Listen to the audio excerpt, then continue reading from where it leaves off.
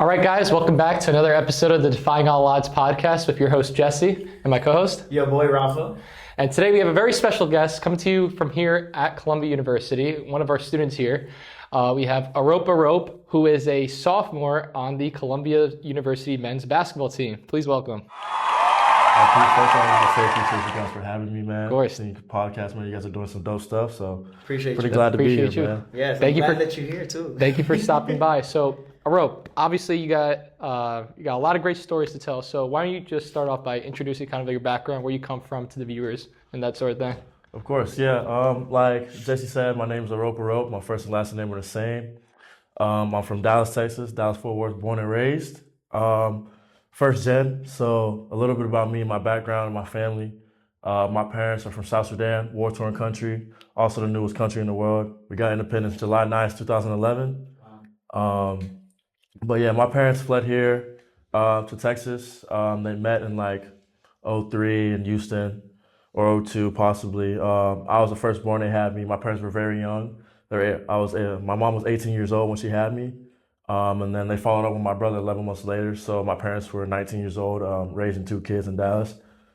And growing up with immigrant parents, obviously to struggle, their opportunities very limited. So they had, your common jobs. So my dad worked at the airport. He was a cab driver. My mom didn't work for the very first few years until she got off her feet, raising us two. So, we hopped around from apartment to apartment in Dallas and stuff like that. And then fast forward, my parents grew up a whole lot, That was one beautiful thing in my childhood. I also watched my parents grow up too. I watched them change. I watched them get through a lot. So that was a great thing to see. So then my twin sisters came along in 2010. And then from then we moved to Fort Worth, which is still in the Dallas-Fort Worth area, about 30 minutes out from Dallas. Had the twin girls, and like pretty much things changed a little bit. We finally got a house, moved to the suburbs, started going to school. Because when I was in Dallas, I was hopping from school to school. So I went to like 3 different schools in Dallas. Then got settled in Fort Worth, and I've been living there ever since. Parents got settled, they got better jobs a little bit, and I got into basketball. I started playing organized basketball in Dallas, but I found a solid team to play with throughout my childhood in Fort Worth. So obviously, you've been jumping around a lot. Obviously, you have immigrant parents and come to here to the United States. What was that transition like, especially for your family? Obviously, coming in, you have a lot of, the U.S. is blessed in the sense that you have a lot of different diversity, a lot of different cultures around. Was there any kind of like culture shock or like an identity shift, or what was that kind of like in the household back home, back in Dallas?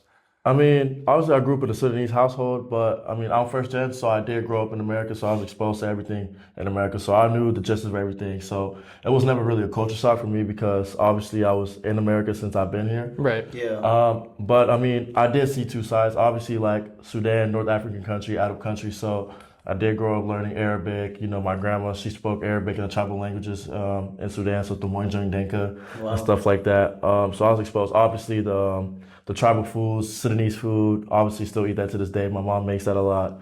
Still eat American food, of course. My mom makes it up. She's a great cook. Yeah. But Shout out mom. Shout out mom, of course. But I was exposed to both cultures, and then going to school in the United States. You're learning stuff about the U.S. and stuff like that. So it was never really a culture shock because I was used to it, obviously. But and then growing up, my parents made sure to instill the culture, and they did a really good job to make sure I understood where we came from. So I'll say it was never really a shock. It was a great balance for sure, to where I still appreciate my culture to this day, and I'm still blessed to have the opportunity that my parents allowed me to be raised in a country like this. Because back where they came from, they've told me it's very rough. So very fortunate to be here.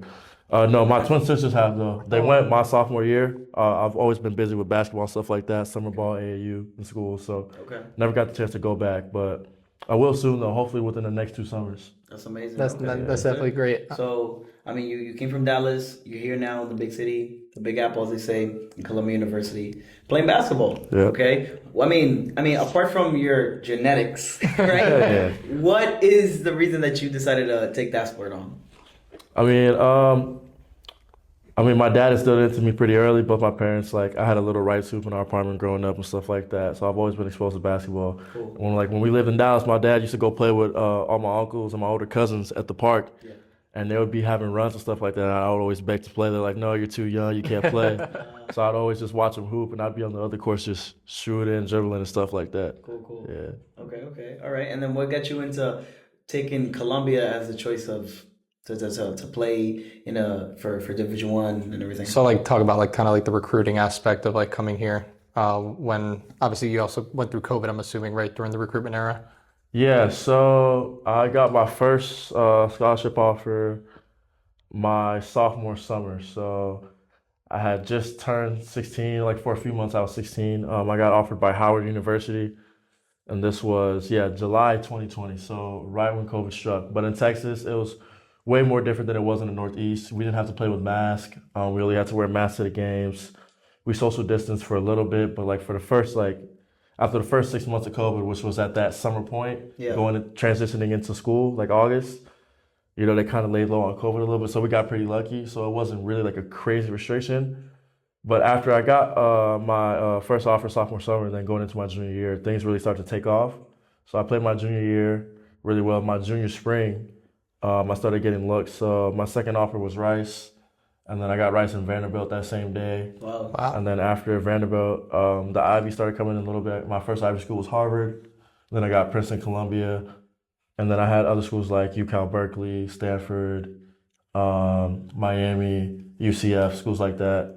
So I had a little bit of schools all around, but plenty of options. Yeah, I ended up going with Columbia, of course. I mean, I kind of just felt like an instant connection with Columbia. I mean, with the coaching staff. I mean, and initially, funny story is when Columbia first recruited me, Coach Toby hit me up first, like February 2021, right before my 16th birthday, actually, too. And I was like, oh, wow, New York City. I don't think I'd ever go to school in New York City. living it up in New York City, loving it. Yeah. But ended up choosing Columbia because I just felt an instant connection with the staff. Obviously, I fell in love with New York City. Like when I visited the school, September 2021, that was my first time in the city. I visited with Kenny. Me and Kenny had the same official. Oh, there you go. Wow, that's dope. So, yeah. If y'all haven't checked out that episode, make sure you go check it out. We had Kenny Noland Shout on out pod. Kenny. Yes. But visited, fell in love with the school. The campus was beautiful.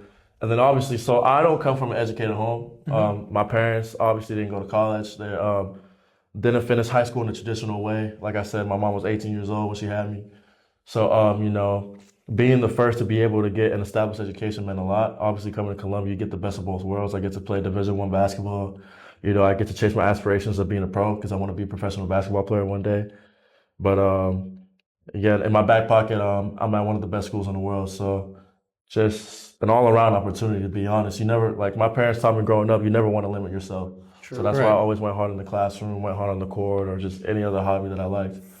Obviously, it's a very inspiring story to say the least. Obviously, you come here and you have all of this like support from your family, right? Like, you're not just representing your family, but you're also representing your heritage, right? When you come here, being first gen as well. Yeah. Obviously, you mentioned that obviously you fell in love with the coaching staff here. You fell in love with the diaspora of New York City as a whole. But would you say that it was a pretty easy choice to make, like when you got your offer here at Columbia and you got to see the campus, or would you say it was still kind of overwhelming at first when you got this many schools to choose from?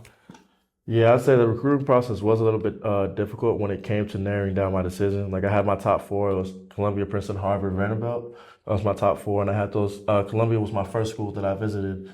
But this was like late 2021. Yeah. So this was when New York had the mandate that if you wanted to come to New York or like go to restaurants, you had to have the vaccine. Oh, right. So initially I had the Princeton visit set up first. So I was supposed to visit Princeton first, but I didn't have the vaccine yet. So I got my first vaccine shot at home, and then we set the official visit up for late September.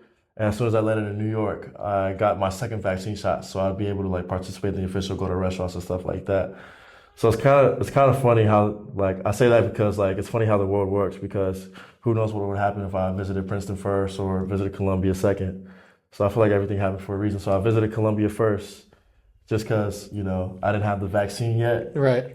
But well, now you're here, right? Yes. So you're in the Big Apple, and obviously you're a sophomore now, so you've already had at least 1 year of experience under your belt. And now you just wrapped up the pre-conference play, right, for this season as a sophomore.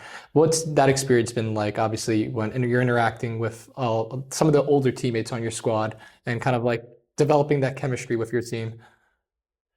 So I've known the seniors and the juniors on this squad since 2021, so 3 years I've known the guys. So I've known the current seniors now since they were freshmen. So I had an instant connection with them. Obviously, they made me feel at home right away. They were super welcoming. They let me know what it was. And I watched their growth too, honestly. I watched them transition into leaders. I watched them transition into the backbone of the program, which is really great to see. I mean, they're really the ones that kickstarted this thing, the junior and the senior class, and last year's class as well. Shout out to Josh, Zay, Liam. You know, those guys really kickstarted things. So those guys, I mean, they impacted how our conference is going. Obviously, guys, you guys see conference is going really, really well for us. Absolutely. You guys What's the are current score right now? 11-2. 11-2, yep. So we're starting off really well. We had some big wins, great wins. Nova at Nova, you know. That's beat a Big Ten school with Villanova, so that's definitely something in the step right in the right direction. True. Yep. Undefeated at home, so you know you can't. Yeah. So Be careful for the Lions. Yeah, can't complain with that. But honestly, yeah, great connection with those guys. They're a huge reason why the program is doing so well right now, because you know, when those guys were younger, they were going through dog days. You know, the program, you know, young guys and experienced guys going through a lot. You know, experiencing a lot of different things. Yeah. And obviously, when you're losing and stuff like that, it's easy to give up. But those guys honed in, they stayed locked in, and they really bought into what the program is and our core values. And that's the reason why they're successful as they are now. Yeah, obviously, you know, we've had a few of your teammates on here with Kenny and Noland, and Nico, and they kind of mentioned kind of like similar stories in the sense that when you come from like a winning culture from like these top high schools that are ranked and you're playing at such an elite level, and you come here and you're kind of have to go in the reverse direction where you have to like you have to like work towards a winning culture. What's that been like to kind of just be a part of, like, you know, on a daily basis when you're interacting with the guys, on whether that's through practice, through, you know, kind of events that happen off the court? Yeah, so I feel like when I came into my freshman year, I feel like that's right when we were trying to turn that table. Right. Because that year is when we, you know, we got double-digit wins. Right. It was a year where we really realized, like, okay, we have a legit shot at making the Ivy League tournament, potentially winning a championship. So everything that we did on a day-to-day basis had to contribute to winning a championship. So we had to shift our entire focus, our practices, you know, how we're moving off the court, on the court, and stuff like that to win a championship, because our focus changed and, you know, we started winning. We realized that, like, the potential that they had from the last few years finally added into, like, potential into winning now. So the focus, like, my freshman year was like, okay, like, we have to win now. Right. So that was the focus. So every day was, you know, it was a grind, like, heavy game planning and things of that matter. Honestly, I think that was the big difference. Like coming into my freshman year, it was like, okay, like, we have to win now. Like, we're ready to win. We're ready to make that jump right now. How can we do it? And we were doing it through the leadership between the junior and the senior class, and last year's senior class. They helped out a lot with that, honing in on our core values, of course, and just locking in every single day. I mean, practices were a lot more intense. Practices were centered on winning, like winning the day. So focusing on the day, how can we win a championship today? Because that's how we were going to improve on the next practice, and just building and stacking days. That's good. I think with the previous teammates of yours that we've had on, you guys have definitely, like, really are like a tight-knit unit, sort of say, you know, and I think you guys have put yourselves in a position where you guys kind of think as one, and it's kind of, I feel like, one of the reasons, apart from, you know, the grind that you guys are putting through, why you guys are able to be in the position you guys are in your conference and in the league as so far. And what would you say for you as an individual, how you are able to contribute to your teammates, not just on the court, but off the court as well, like, or even specifically you and your other colleagues who are in a similar a grade as sophomores or freshmen and stuff like that? I think the ways I'm able to contribute to the team and, like, contribute to winning is obviously coming in every day and just going hard. A big thing for me also is just listening to everyone, and being super attentive. You know, I have to come into practice focused every single day. I have to come into practice ready to execute. I have to come to practice knowing what's going on, because if I don't know what's going on, I'm hurt. Not only am I hurting myself, but I'm hurting the whole team, because I'm impacting our chances of winning a championship that day. Right. Because, you know, like, one of our models, what we say, we have to win a championship today, because we have to do well in practice today. We have to stack those days. So me just being focused, doing the small things. So whether that's, you know, cutting hard, communicating with my teammates in practice, or holding each other accountable, holding myself accountable to do those things I just described, or holding my teammates accountable to do well in practice every single day. and that could be like just picking each other up because not every day is going to be a perfect day. So Exactly. when we're having like those kind of low days, it's on us to hold each other accountable and pick us up because like you said, we move as one unit. Yes.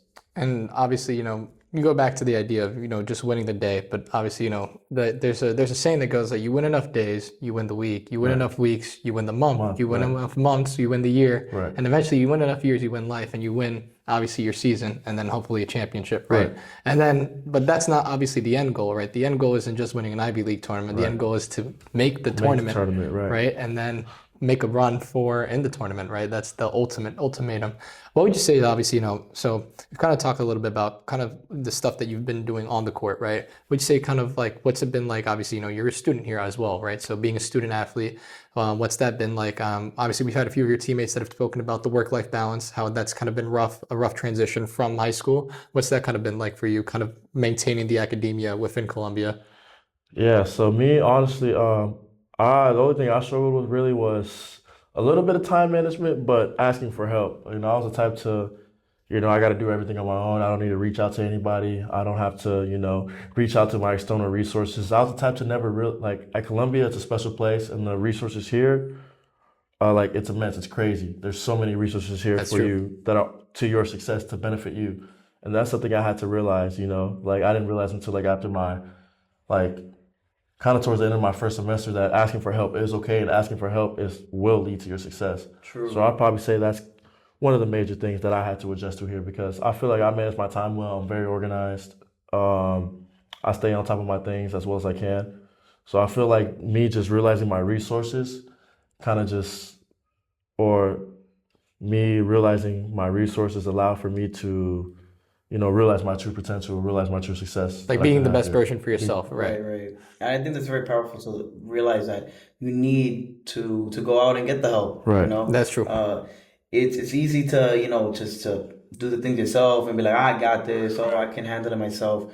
But, as they say, you can go far by yourself, but you can get there faster with a team. Right? Yep. So, and again, sports in general, like basketball, it's a team sport. Team-oriented, It's yeah. team-oriented. So, even though you're the one shooting up the shots or getting the assists or whatever the case might be, the people, the trainers that are helping you get the form right or getting you the meals that are necessary for you to be in the best and peak condition that you can put yourself in for those games, all of that coincides to winning, to being successful. Yep. What would you say, obviously, so, you've been here for obviously 2 years now. What's I guess, your 2025 New Year's resolution, whether that's, it doesn't necessarily have to be basketball related, kind of going into this year now? An academic one, I want to make Dean's List for the second semester. I was pretty close this first semester, but my GPA has been on a steady rise, so I'm really proud of that, of course. Congrats. There you go. Obviously, 2025 goal, make the Ivy League tournament and win the Ivy League tournament so we can make a tournament run. Yes, sir. Not only for myself, of course, not everybody wants to experience that, but we owe it to the seniors. They put in a lot of pain with this program, so I'd love for the seniors to be able to experience winning a championship and then being able to play basketball deep in March. There you go. Yeah, that's good. That's great. And so, apart from the basketball, again, you're here academically as well. Outside of that, what is your particular major? What are you trying to, get in that aspect? So I'm in poli-sci, specifically within international politics. So I want to get into the international politics field within poli-sci. And obviously after basketball, because I do have the aspirations to be a pro for basketball. Yeah. But after basketball, I want to utilize my resources that I had here during my time here. And get involved with the foreign embassy, the United Nations, and hopefully with the resources I've made through basketball in here, I'm able to combine that. And this is what I want to do. I want to start in Sudan, in the country of South Sudan. I want to start with the youth and kind of just reform how everything works within the youth there. So education system, external opportunities, maybe, opportunities to get to the States, basketball opportunities, contributing to athletics over there and giving them facilities, nutrition and stuff like that. Kind of just recentering things within the government and how things work with the youth. Because if you don't have the youth are the future. So True. It's pretty broad, but kind of just reforming things there within the youth. I want to start there and then basically kind of just aid the humanitarian crisis over there first and then just build from there, obviously. Would you say that, like, obviously, on a daily basis, right? You're going to class, you're going to practice, and then you have your games. Does that ever, like, that thought of, like, kind of what your heritage, right, in your country, like the hardships that kind of occur back over there in your home country? You say that kind of lingers on your mind sometimes, like as a motivation for you to kind of succeed and do well here to kind of give back over there. Yeah, definitely. I mean, me succeeding here would not only just impact myself, but it's going to impact my whole entire family. Like me already attending the school is already impacting my family. Right. In what ways? Like by just first off, just going to college. Nobody in my family's ever done that. Okay. My parents didn't do that. I'm the oldest sibling. By the way, I'm the oldest of 5. So, I'm kind of trailblazing, or I hope to be trailblazing. Leading the way for my siblings, of course. But then just having the opportunity to start like the lineage of elite education. Being able to pass that to my kids, because, right. One of my goals in my life is to say, my kids to say, yeah, like my parents are really educated and stuff like that. So it's like you carry that with you when you're here. Yeah, especially like when, obviously things aren't perfect, so you may get unmotivated here. Like when you're unmotivated or you're feeling down, or some days you don't feel like going to practice, some days you don't feel like going as hard. You kind of think back like, yeah, I have an excellent opportunity to not only like win the day, but, impact my future. And it's excellent that you phrase it that way, because obviously on this podcast we have that theme of motivation, kind of overcoming this adversity that we all go through. I always think back to at least from the student perspective, right? Like when you're here and you're getting bombarded with all this work. Finals week comes around, right? And you're going through sleepless nights. You're going through countless hours of studying. I always think too, like I look back to like on my nightstand, I have like my mom and grandma, and I'm like, and there's me when I was like 4 or 5 years old, and I'm like, that used to be me, this is me now. Like this is how much I've progressed through life, and I kind of owe it to them to succeed, right? Would you say that kind of like, you kind of go through that similar mindset, or it's like, if I fail, it's like I kind of failed on, or it's like I got it, like I have no other option but to win here? Yeah, I feel exactly that way. I mean, honestly, like the way I think is like I owe it all to my parents. Absolutely, my parents sacrificed so much for me to just be in this position. I mean, my parents are like, like they gave me the world. They sacrificed so much for me. So it's only right that I'm able to hopefully one day pay it all back, because like in my mind, I think like there's no way I could pay it back. They've done so much for me. Like no matter how much money I'm able to give them one day, no matter how much of their, whatever they want one day that I'm able to give, because of my opportunities I have, they created all of that. Yeah. Them taking that risk from leaving Sudan, a war-torn country, to come here, them raising me when they were very young, they could have been doing, I mean, they were raising me at the age I am now, I'm 20 years old now. They had a 2-year-old to worry about when they were 20 years old. Think about all the things a 20-year-old wants to do now. Right. That's crazy. Yeah. That's like, it's a whole different responsibility that a lot of us can't even fathom to even think of, to imagine, right? So. No, yeah, with that stuff, I mean, obviously there's no amount of either money or anything that you can necessarily repay them. But I mean, it's definitely your purpose in some ways, right? Yeah. And where your dreams are leading you towards. So, I mean, dreams, going back to that, I mean, again, you want to be a pro, you want to get to the NBA, right? So, I mean, if the day that you get drafted, if they've told you, yo, you could go wherever you want, what would it be? What would you pick? What would you choose? I did. Team? My hometown, Dallas, I'd love to play in my hometown, just be easy. My fam's there, my friends are there, it'd be super lit. But yeah. I'm not gonna lie, like coming to Columbia here, I did fall in love with New York. So I New York Knicks. I always imagine myself like playing with the Knicks, like having a high rise right here in Manhattan. I'm close to Columbia here still. Good times. Also, if you guys haven't checked out on the Columbia University men's basketball page, they actually, the Knicks actually came here. What was it, last year or 2 years ago? 2 years ago. So there you go. Yeah. So Kenny's freshman year. Yes. So they came in to practice at the gym. What was that kind of experience like? Kind of just seeing like the Knicks, like actual NBA players come to practice with you guys. It was pretty cool to see. Did you get to meet, or like was it the entire team? Yeah, it was the entire team there. I didn't go down to meet anyone. Actually, I did meet the coach. I met Thibodeau. I got to say what's up to him. Oh wow, Coach Tibbs. Is he as serious as they say? He was pretty relaxed when he met us, but on the court it seemed pretty intense. They were pretty locked in. It was more walkthrough based, But that's what the NBA is like. They were super attentive to details, even though they weren't going 100%. Yeah. So I feel like that's the main difference. It was like they were mentally locked in and stuff. But it was really cool to see. I mean, seeing Jericho Sims like levitating, float above the rim. It was crazy. Yeah. obviously seeing all those other guys like Brunson and stuff like that, it was pretty cool to see. Oh, bro, oh, dang, you got to see Brunson too. That's cool. Yeah, he got to see the Nova Knicks before they were the Nova Knicks. Let's put it that way. That's cool. That's cool. I mean, what did you get? I mean, apart from what you said, but like, is there something that? What was your big takeaway from getting to see like basically your profession in action, but like behind the scenes? That's what I said. Like, what was your big takeaway from it? It made me realize like, it's right there, like it's feasible. Like I'm very far from it, but I'm also not too far from it. Like it made me think like those guys were in the same position I was multiple years ago in college, seeing other pros and stuff right in front of them too. So that's how I kind of thought of it. Like I could be there too. Right. If they can do it, I mean, why can't I? Yeah. Right. Yeah. That's all about. That's what dreams are all about. It's like, believe in it and putting the action towards it to make it a reality. Right. I mean, honestly, like you think about time, right? Time with like the idea that, just a few years ago, they were just in that same position. And then like, who's to say 5 years down the line, Arop, now you're in their position, right? And now these guys are NBA vets that you look to, right? Yeah. So obviously, those are obviously amazing aspirations to have. But like in regards to kind of what else are you kind of doing now? Obviously, you're here at Columbia and you're a D1 athlete. You also have a little bit of a social media presence. So what has that been like, kind of interacting on the Instagram and the TikTok world?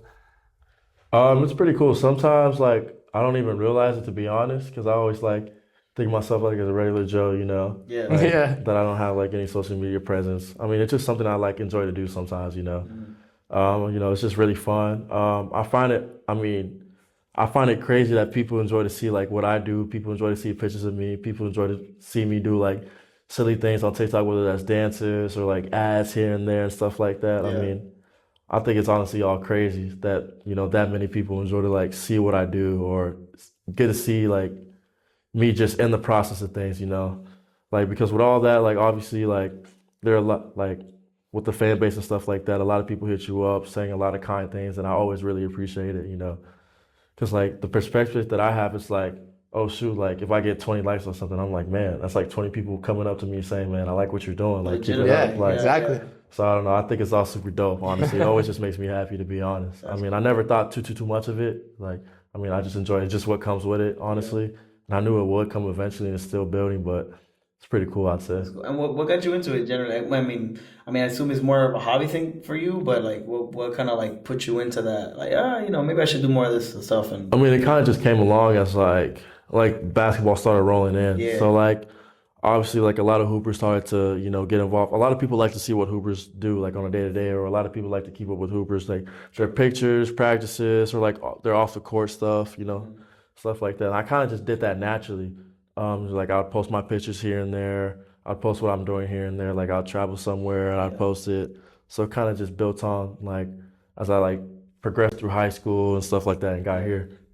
Okay, that's cool. I mean, in general, I feel like when it comes to like the four major sports, basketball definitely has a big, definitely facial recognition. Yes. I think that's the best way to put it when it comes to like your personal brand. And I forgot his name. He's on the 76ers. He just got drafted. Jared McCain. Jared McCain. Jared McCain. Yeah, exactly him. I mean, I think he just kind of is the start of this new wave of players that are going to be coming through, who basically were born off social media, right? And like we're able to use that platform to make them what they are. Because again, many people knew who he was before he even got drafted. Right. And then the second he got drafted, he is what he is now, right? So and then again, being what the NBA is, and showing your personality definitely helps you. It really matters. Yeah. It really matters exactly once you even get there, and I think it definitely gives you more value. It makes you more valuable. It does. Definitely does. I agree. So your own personal brand is just as important as the skills you have and everything like that. So. Yeah. All right, now, are there any like current athletes that you kind of look towards as kind of inspiration, kind of whether that's their mindset, that's kind of their game style, that you choose to kind of implement into your game now? Yeah, so I would go off like the first thing you said with inspiration. LeBron's my favorite player of all time. playing style, everything, the person he is, everything he's done, his story. Yeah, Arguably the GOAT, yeah. The sunshine. If you know, you know. If you know, you know. Facts. Well, LeBron's definitely my favorite player of all time. His story is very inspirational. Came from nothing, turned nothing into something. Kept his circle close. Was always good in the media's eyes. Great family-oriented man. So, everything LeBron does, I support and always will. But off of play style, I enjoy LeBron's play style too, for sure. He's aggressive, attacks the rim. But KD is definitely one of my favorite players. Silky smooth, super tall, lanky with a handle. Giannis too. Yeah. Giannis is one of my players, super fast, lengthy, can move really well. Paul George too. Paulie. Yeah, Paul George is one of my favorite players. Why is that? Super explosive, silky smooth. Can handle the ball at 6'9", crafty. Yeah. So that's kind of how I model my game, because I was always really fast, could handle the ball, love attacking the rim. So 2K17 Paul George, if you know, you know. If you know, you know. Yep. 2K17. 2K game, bro. I tried playing them, bro, and I just I can never get that ball in the damn net, bro. And I'm just like, you know what? I'm gonna leave it to y'all, bro. Y'all play with y'all VC and crap and Do you guys be playing 2K in the lounge sometimes? Yeah, we do. We do play 2K. Right now, though, it's FIFA. We've been playing FIFA. FIFA. I haven't played that much, really. I haven't got to it. But I am a gamer myself, though. But I haven't gotten to FIFA yet. But Zeno be on FIFA heavy. Rich be on FIFA heavy. Avery be in FIFA heavy. FIFA good, They be playing. Yeah, they be we going can at talk it. about FIFA. They be going at it. Okay. And then just to go back with the LeBron, just take somewhere around the topic. In general, obviously you've seen him go from Cavs to Mavs to Cavs to Lakers. What would you say was your favorite era of LeBron?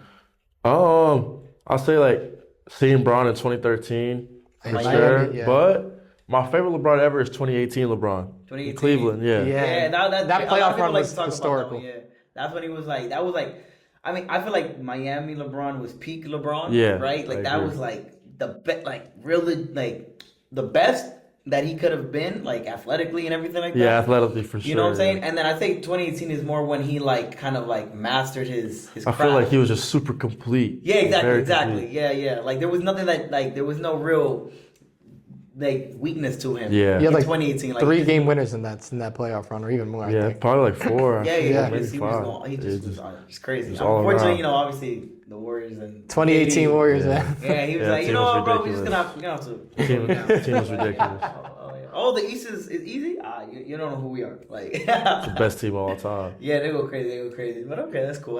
It's actually funny because I actually got the chance to actually go to Akron, Ohio this past I went this past summer. So I ended up passing right by where LeBron went to high school. Went right to the St. Vincent, St. yeah St. Vincent St. Mary. Went to the LeBron James Museum, St. Vincent St. Mary High School. Okay. Yeah, so it's like the one they have in when they did the documentary on LeBron, how he got into the league. Mm-hmm. And I just remember looking and it's that city has so much history now thanks to him. Literally a lot of people didn't know what Akron was or where it was, and honestly you're right. And it's literally on It's Akron now. you're right. Actually, what's funny? I remember growing up I had a pair of LeBrons and the inside of it just would say just a kid from Akron. Yeah. So It's crazy how how one player can genuinely change not just a city, a town, a state, a country, right? Athletes, say what you want about how much they make and everything like that. That's a whole different discussion. But the following that they can create and the amount of people that lives that they can touch and inspire is incredible. You look at LeBron as an example, as we say, but people in any other sport, whether it's baseball or football, right. or in soccer, as we like to call it here in the States, right? A lot of we inspire to be them, because I think in the end of the day, they are the pinnacle of what we want to be like, right. So they in any ways they set the bar, and we got to try to go and reach it. Yep.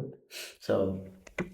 Well, obviously, you think back to kind of all the different players that we got a chance to see, but honestly, I think back to kind of, obviously, I guess I'm a little bit biased here being a Knicks fan. You kind of look at Jalen Brunson and then seeing when he was at Nova, being a 4.0 student and then going to the NBA, it's you hear like a story like that, you're like, wow, that's kind of crazy. Or like, for instance, with Stephen Curry, he ended up going back to Davidson to finish his degree because, you know, he left early to go to the NBA. Right. So how big would you say is like, you know, education, obviously with like, you know, what you were saying, like, right, like when you're kind of going through the daily basis and you're like, okay, well, I still got a few years left of eligibility. Let me make the most of it. Is that kind of like the mindset that you have right before you graduate, of course? Yeah, definitely. I mean, it's all God willing. I mean, I'm not, at this point, I'm not really complaining about the timing because I know in due time, if I could just keep working, I stay down, I trust my craft, and, you know, I trust the people around me, things will work out in my favor always. But obviously, like if it were to happen, like best case scenario, I'm able to, you know, go to the league or whatever before I graduate. Obviously, I'll take that opportunity, but that doesn't take away from the education at all. Like if I were to, like in this scenario, if I were to go to the NBA, whatever, before I graduated or whatever, if that happened, I would definitely, without a doubt, come back and finish school whenever I could. Absolutely. But yeah, I mean, as time's going on, like the way, I mean, I definitely want to graduate. Education is super important to me, obviously, because I want to be that first person in my family to get a degree. I mean, and not just any degree, Ivy League degree. I mean, that holds a lot of weight, obviously. True. It's super important. Yeah, this great institution. So, I mean, it definitely means a lot to obtain an education, and not just any education, an education of this caliber. And also, like, you start, I mean, if you start to analyze, you know, back then we used to hear the term, like, you know, straight from high school or, you know, one and done. And now you're starting to see a lot of, I want to stay in college longer, right? Right. Some guys, for instance, like this guy from UNC, he just, you know, he's staying like the extra fifth year, right? Like, right. So you're starting to see that they're starting to stay longer. Would you say that's probably a combination of not just the educational aspect, but also like they want to improve their craft, kind of like gain a better stock in the lottery, like kind of like what kind of goes into those? I definitely believe it's a combination. Obviously, it's really good to get your education and finish your education and get an external opportunity to, you know, pursue your master's or whatever situation you were in as a fourth, fifth year, sixth year player, depending on your situation. But honestly, a lot of things come into play with that. Obviously, you stay another year or you get feedback from scouts to stay another year, you work on your craft and you work on what those scouts want. So you're working towards your goal to get to the NBA. And honestly, a delay is never a bad thing at all, of course. It's just leading to something greater later. But then you have other components like, you know, another opportunity to compete for a national championship, or now in the modern era of collegiate sports, you have players at these big time schools that are willing to stay an extra fourth, fifth year because there's money that comes into it. They're able to NIL, right? Yeah, they're able to cash in on a lot of NIL while they're pursuing their education and while they're, you know, taking the time to hopefully get drafted later on. So it's basically like a win-win situation for them. They're getting the education, they're getting paid while they're doing it, and then they still have the opportunity in their back pocket to go pursue a professional career. That's great. No. And finally, for all the people that, you know, would like to see more of your work, where can they find you in general? On my highlights and stuff like that are on Instagram. Got a lot of pictures on TikTok, of course, Twitter. But yeah, I'm mainly on Instagram, Twitter, TikTok. All my social platforms are the same, at Arop, LILGOAT AROP. Or you can type in Arop Arop, AROP, and you'll likely find me on those socials. Links will be down below in the description. And we'll also have down the Columbia University men's basketball team website as well. So you could go check out Arop this season. Don't forget, first game, January 11th against Cornell. Yep, opening up Ivy League play. There you go. So, as always, guys, defy all the odds. Like, share, subscribe, tell all your friends. Okay. Absolutely. Watch all his games. Okay. Right. And again, it's your boy Rafa, my co-host. Your boy Jesse. Very inspirational story to say the least. Yes. And again, Arop Arop. Okay. So, as always, guys, again, defy all the odds and deuces.